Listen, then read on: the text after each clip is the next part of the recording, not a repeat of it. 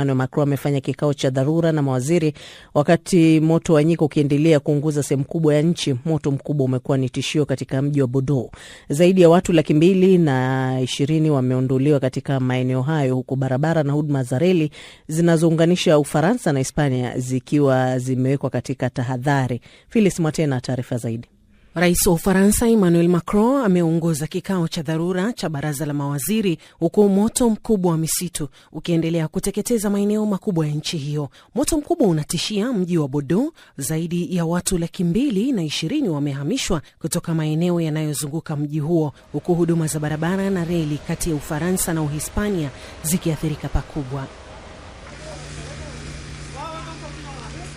Waziri Mkuu wa Hispania Pedro Sanchez ameonya kwamba bado ni wakati mgumu na ulio na changamoto kubwa, akisema kwamba hali joto inatarajiwa kuongezeka katika siku zijazo. Ameongeza kwamba hadi sasa mwaka huu takriban hekta 150,000 za ardhi zimeteketea nchini Uhispania, kiwango ambacho ni mara 6 ya eneo lililoharibiwa na moto wa misitu katika kipindi kama hiki mwaka 2025. Mapema, Sanchez alitangaza ufadhili wa euro milioni 10 kwa ajili ya kujenga vituo vipya vya kujikinga dhidi ya athari za hali ya hewa, vikiwemo katika taasisi za elimu.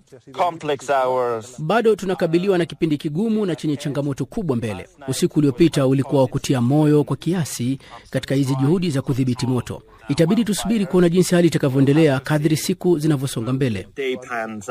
Nchini Uhispania vilevile, wazima moto wanaendelea na juhudi za kudhibiti moto katika eneo la Valencia ambako watu 15,000 wamehamishwa. Moto mkubwa zaidi kaskazini mwa Madrid umeharibu karibu kilomita za mraba 800 za ardhi. Katika jimbo la Castellón, kaskazini mwa mji wa Valencia, moto wa msituni umeunguza zaidi ya kilomita za mraba 43. Wazima moto wanasema kasi ya kuenea kwa moto huo imepungua na wanatumaini kudhibiti iwapo hali ya hewa itaimarika. Mamlaka hapa zinasema hali imeimarika japo kwa kiasi kidogo usiku kucha. Angalau mioto miwili mikubwa ya misitu nchini Hispania haijaendelea kuenea kwa kiwango kikubwa, hususan ile iliyoko katikati mwa nchi karibu na Madrid. Hata hivyo, bado haijadhibitiwa kabisa. Pia kuna wasiwasi mkubwa kuhusu hali ilivyo mashariki mwa nchi karibu na Valencia. Upepo umekuwa mkali, jambo linalofanya juhudi za kudhibiti kuwa ngumu zaidi. Kwa sasa moto unaowaka karibu na Madrid na ule wa Valencia bado haujadhibitiwa. Wazima moto nchini Ufaransa wanasema bado hawajafanikiwa kudhibiti moto wa misitu ambao kiasi kama hicho hakijawahi kushuhudiwa na ambao unaenea kuelekea mji wa Bordeaux kusini magharibi mwa nchi hiyo. Jana nyumba yetu iliteketea. Wanyama wetu pia waliteketea. Tulikuwa na kuku wachache, wanyama wachache na pia tulikuwa na njiwa. Sijui niende wapi. Sijui. Kila kitu kinateketea. Hemos perdido nuestro medio de vida. We've lost our livelihood. Tumepoteza chanzo chetu cha kupata riziki. Tumeharibikiwa kabisa.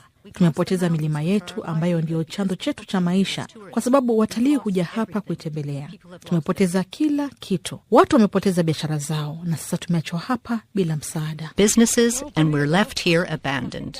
Meya wa eneo hilo Thomas Cazenave amesema anajiandaa kwa hali yoyote inayoweza kujitokeza. Akizungumza baada ya kikao cha dharura cha serikali, waziri wa mambo ya ndani wa Ufaransa Laurent Nunez amesema hali katika eneo la Gironde bado sio nzuri na ameonya kwamba msimu huu wa kipekee wa moto wa misitu bado uko mbali kumalizika. Wimbi jingine la joto kali linatarajiwa nchini Ufaransa wiki hii, huku hali joto ikitarajiwa kupanda kwa kasi kuanzia siku ya Jumanne. Swali sasa si kwa nini eneo kubwa kiasi hicho limeteketea katika msimu huu wa moto wa misitu, bali ni kwa nini mioto hii imekuwa mikali zaidi na imekuwa vigumu kudhibiti. Majira ya baridi yaliyokuwa na mvua nyingi kuliko kawaida yalichochea ukuaji mkubwa wa moto wa asili. Kisha majira ya kuchipua na mwanzo wa kiangazi yaliyokuwa makavu yakifuatia na mawimbi ya joto yaliyojirudia yalikausha eneo hilo, hivyo kulifanya kuwaka kwa urahisi. Nyasi, majani na matawi madogo huwaka haraka, huku joto la muda mrefu pia likipunguza unyevunyevu katika vichaka, miti na mabaki ya misituni, jambo linalofanya moto kuwaka kwa nguvu zaidi na kudumu kwa muda mrefu. Upepo mkali vilevile na unaobadilika mwelekeo unaweza kusababisha moto kuenea kwa njia isiyotabirika. Bara Ulaya ndilo bara linalopata ongezeko la joto kwa kasi zaidi duniani, ingawa mabadiliko ya tabia nchi hayakusababisha cheche zilizoanzisha moto huu, yameongeza uwezekano wa hali ya joto na ukavu inayofanya moto kuenea kwa kasi zaidi na kuwaka kwa nguvu zaidi. Phyllis Mwate, Dira ya Dunia, BBC. Na kwa kuangazia zaidi taarifa hiyo ya Phyllis Mwate kuhusiana na moto wa nyika katika nchi za Ufaransa na Hispania, nimezungumza na mkazi wa Paris, Mari Ali, ambaye pia amenijulisha kuwa joto na upepo mkali unachochea moto kuwaka zaidi. Hali kwa kweli ni ya kusikitisha, na majira yenyewe haya ya kiangazi kwa kweli uharibifu ni mkubwa na shughuli zinaendelea ili kuweza kudhibiti moto huu. Rais wa Ufaransa Emmanuel Macron amekutana na baraza lake la mawaziri katika kikao cha dharura kuzungumzia janga hilo la moto. Wamezungumzia nini? Kabla baraza la waziri aliweza kukutanisha tume ya uratibu ambayo inaundwa na wizara tofauti na wadau wote ambao wanahusika na masuala ya hali ya hewa, misitu na nini. Waliweza kufikia kwamba juhudi za pamoja zinahitajika na bado hatari ipo inaendelea, na hawatakiwi kulea mikono hivi sasa, kwa sababu leo na kesho kidogo kutakuwa kama hali ya afadhali kwa sababu ya hewa kupatikana kidogo, lakini baada ya hapo kuna taarifa kama kipindi cha joto ambacho wanasema ni kipindi cha 4 katika muda huu kitakuja tena, na wanahofia kwamba joto likizidi hivyo na pepo kuzidi, basi hali tena ya moto inaweza kuzidi na kuweza kuwa nzito na kuweza kushinda kudhibiti moto. Kwa hiyo baada ya kikao cha tume hicho cha uratibu, ndio wameenda sasa kwenye baraza la mawaziri na kuweza sasa kuchukua maamuzi ya kuweza nini wafanye ili waweze kudhibiti na kuzima moto huo kwa pamoja. Lakini mwanzo wameanza kuonyesha juhudi ambazo zinafanyika, kwa sababu tayari wanasiasa wengine wanataka kulichukulia hili kama chanzo cha kampeni na nini, lakini waziri wa mambo ya ndani, mhusika mkuu, wameweza kuonyesha juhudi ambazo zimechukuliwa na ushirikiano, na kiasi fulani wana matumaini kwamba moto huu unaweza kudhibitiwa na kuzimwa moja kwa moja ikiwa hali itaendelea kuwa hivi. Kuna taarifa pia kwamba serikali ya Ufaransa imeomba msaada kutoka Jumuiya ya Ulaya kuweza kusaidia kuzima moto huu. Msaada upo katika ushirikiano wa Ulaya. Ni kweli hilo limezungumziwa, kwa sababu hali ambayo iliyoko hivi sasa ni kwamba Ufaransa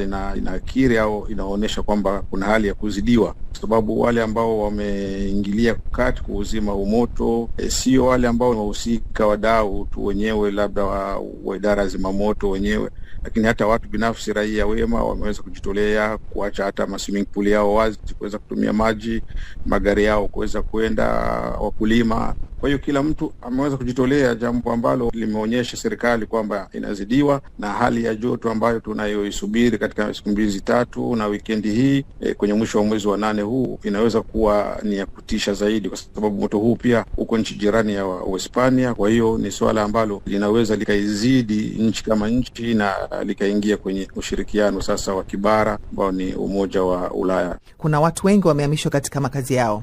Waliohamishwa ni wengi sana, watu takriban 200,000 na zaidi wameweza kuhamishwa, na nyumba zaidi ya 100,000 nadhani kama 50,000 nyumba zimeungua, mashamba yameungua. Uharibifu ni mkubwa. Tathmini yote jumla na ripoti yote jumla nadhani bado wanaendelea kutengeneza. Kwa hiyo hali bado iko tete sana ukizingatia moto uliokuwa, lakini kwa leo kuna hali ambayo inaonyesha kwamba kuna nusura ya mazingira ambayo imeweza kufanya moto usiwe na spidi kubwa. Baadhi ya maeneo ambayo yameathirika sana, wakuu wa eneo hilo wamewataka watu kutorudi majumbani kwao mpaka moto udhibitiwe. Sasa idadi kubwa ya watu wanaishi wapi? Yaani wako katika hali gani? Hawaruhusiwi. Kwanza kuna wale ambao hawatorudi kabisa, nyumba ziliweza kuteketea, na kuna wale ambao bado nyumba zipo lakini kwa hali ya mazingira hawawezi kurudi na kuhofia. Kwa hiyo wanaishi katika maeneo ya jumla kama vituo vya michezo, na huduma zinaendelea kama kawaida. Mashirika ya kibinadamu yanajitolea.